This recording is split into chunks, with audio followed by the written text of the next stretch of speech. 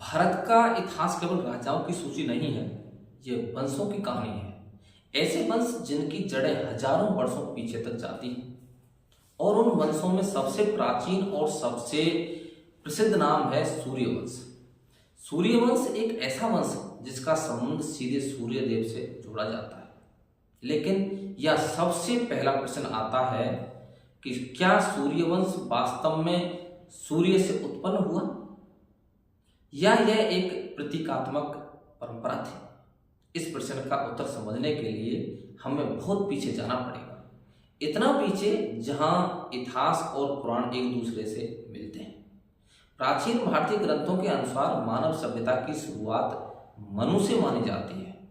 मनु, जिन्हें मानव जाति का आदि पुरुष कहा जाता है। मनु स्मृति और पुराणों में मनु को वह व्यक्ति बताया गया है जिसने मानव समाज की व्यवस्था स्थापित की।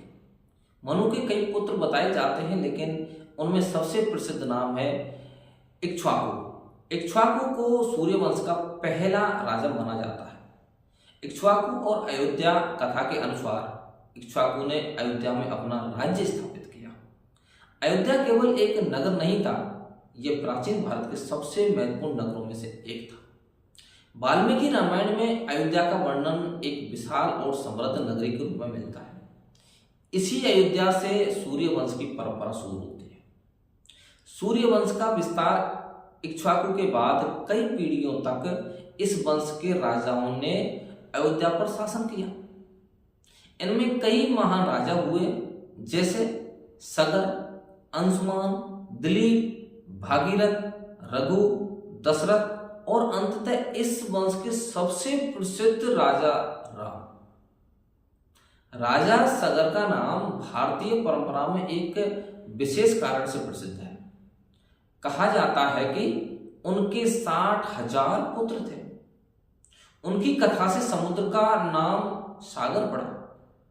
हालांकि आधुनिक इतिहासकार इन कथाओं को प्रतीकात्मक मानते हैं। सगर के वंशज राजा भगीरथ का नाम भारतीय संस्कृति में अमर है।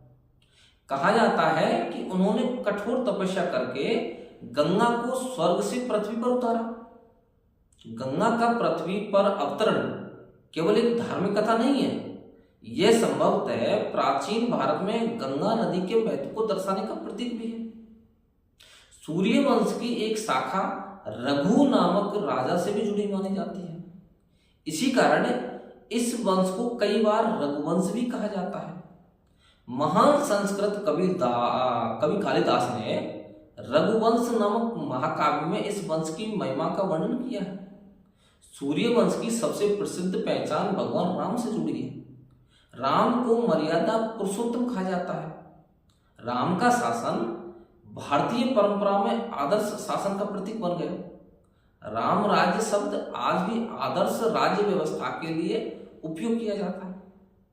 अब यहाँ एक महत्वपूर्ण प्रश्न उठता है, क्या सूर्यवंश का पूरा इतिहास शाब्दिक रूप से सत्य है? इन कथाओं को दो दृष्टियों से देखते हैं।